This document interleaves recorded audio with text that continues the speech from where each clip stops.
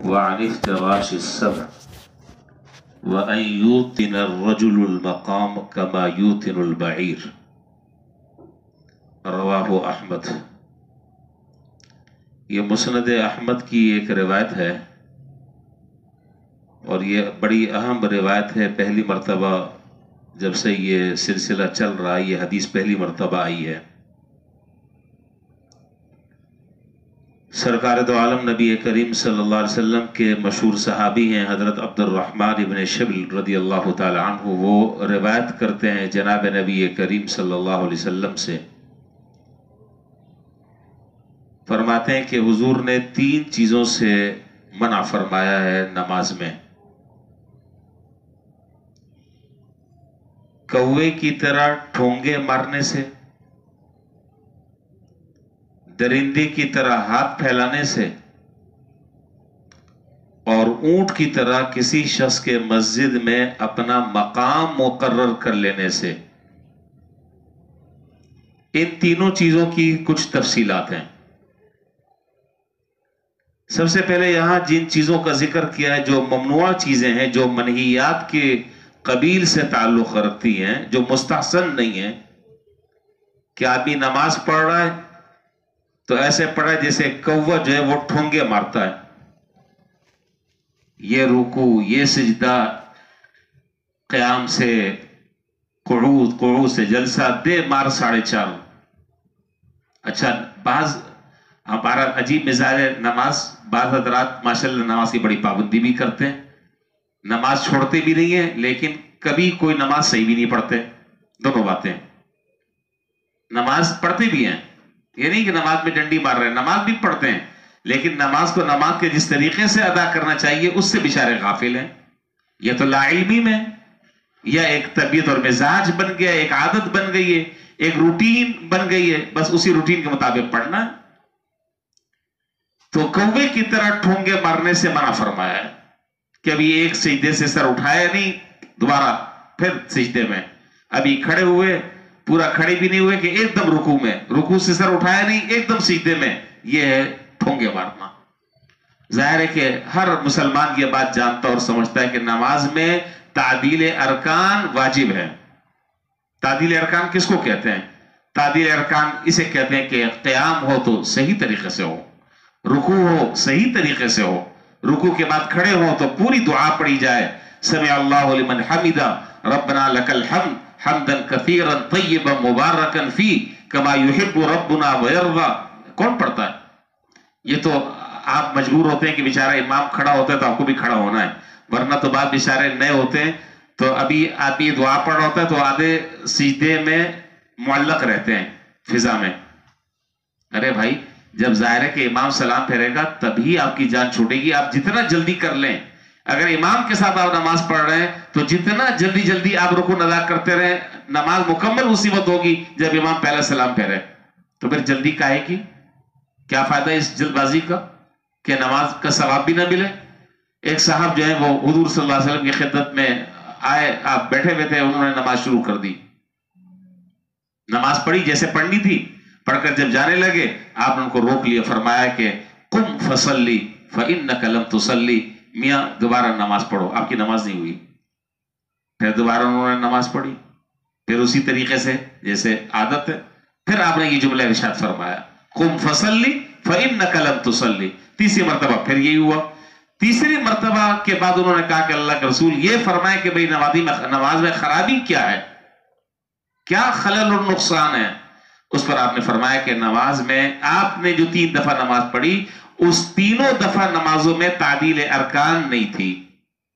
تعدیل ارکان کا مطلب یہ ہے کہ آپ رکوع ٹھہر کر کرتے، آرام سے کرتے، پھر قیام سکون کے ساتھ کرتے، سجدہ سکون کے ساتھ کرتے، جلسہ سکون کے ساتھ کرتے، جس کو میں تعدیل ارکان کہہ رہا ہوں۔ یہ نماز میں واجب ہے، اگر تعدیل ارکان نہیں ہوگی تو نماز ہی نہیں ہوگی۔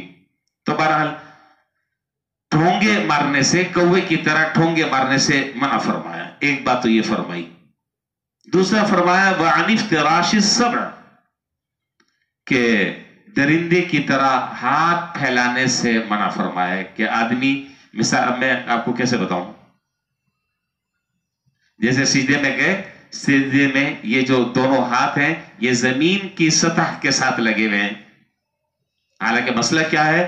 مسئلہ یہ کہ یہ ہاتھ آپ کے رانوں سے جدا ہونے چاہیے اور ہاتھ صرف زمین پر ہونا چاہیے، یہ بازو الگ ہونے چاہیے. یہ ہے طریقہ سجدے کا. اب ایسے کر کر آدمی نماز پڑھ رہا ہے، یہ ہے درندے کی طرح بازو پھیلانا، اس سے منع فرمایا. یہ طریقہ نہیں ہے.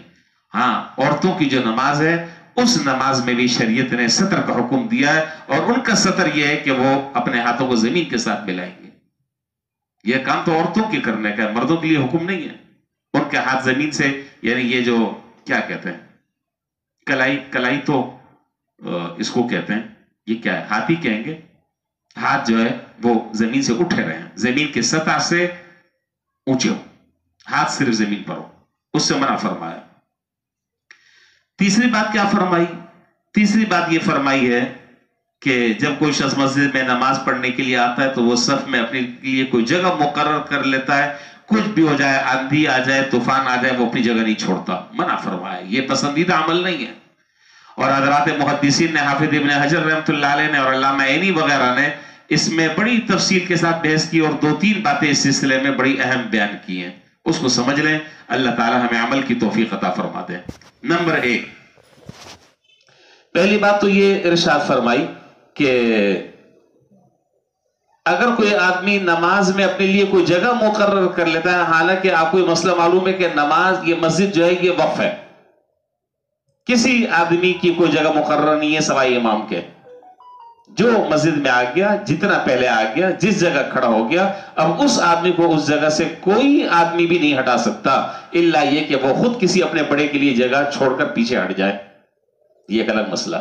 لیکن کوئی آدمی کہے کہ جی نہیں، میری تو یہ جگہ ہے، میں تو 40 سال ہو گئے اسی جگہ پر بیٹھتا ہوں، شرعاً اس کی کوئی حیثیت نہیں ہے، بالکل کوئی حیثیت نہیں ہے. جو پہلے آیا، جہاں بیٹھ گیا، وہ اس کی جگہ ہے. تو جگہ مقرر کرنا، ہاں ایک صورت یہ ہے کہ آدمی آیا، بیٹھا ہوا تھا، نماز کھڑی ہونے سے پہلے بیٹھا ہے، اور اچانک اسے کوئی ضرورت پیش آ گئی، کوئی ضرورت لاحق ہو گئی، وضو ٹوٹ گیا یا کوئی اور مسئلہ ہے، اس نے اپنا کپڑا رکھا اور چلا گیا وضو کرنے کے لیے، وضو کر کر آ کر اپنی جگہ بیٹھ گیا. اس کی اجازت ہے، اس کی گنجائش ہے. لیکن باقاعدہ ایک جگہ پڑاؤ ڈال کر بیٹھ جانا کہ پتہ ہو کہ جی فلاں حاجی صاحب جو ہے یہ تو حاجی صاحب کی جگہ ہے، اب حاجی صاحب کی جگہ کوئی آدمی نہیں بیٹھ سکتا، یہ منع ہے. اور وجہ منع ہونے کی کیا ہے کہ اس میں سمعت اور شہرت اور ریاکاری کا احتمال ہے.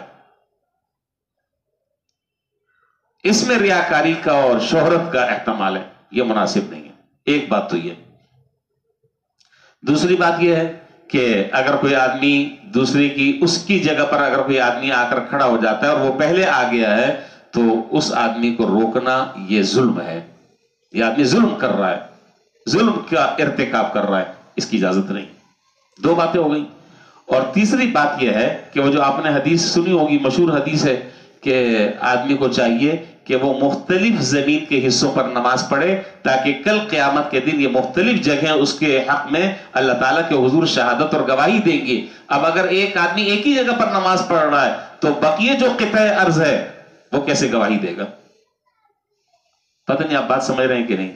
بھائی مختلف جگہوں پر نماز پڑھنی چاہیے تاکہ ہر خطہ اور ہر بقعہ اور زمین کا حصہ وہ اللہ تعالیٰ کے حضور گواہی دے قیامت کے دن کہ اللہ یہ یہاں کھڑے ہو کر اس نے بھی نماز پڑھی، اس نے یہاں کھڑے ہو کر نماز پڑھی، اس لیے کہ جو مسجد ہے وہ تو قیامت تک کی وہ جگہ مسجد ہے.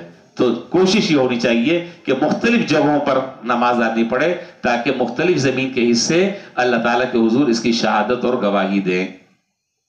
البتہ اتنی بات ہے اور احادیث سے ثابت بھی ہے کہ نوافل میں اس بات کی گنجائش ہے، سنن میں اس بات کی گنجائش ہے کہ آدمی کوئی ایک جگہ مقرر کر لے، لیکن فرائض میں کوئی گنجائش نہیں ہے. فرائض میں مسئلہ وہی ہے جو میں نے آپ کے سامنے ذکر کر دیا.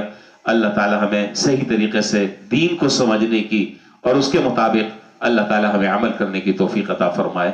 وآخر دعوانا الحمدللہ رب العالمین.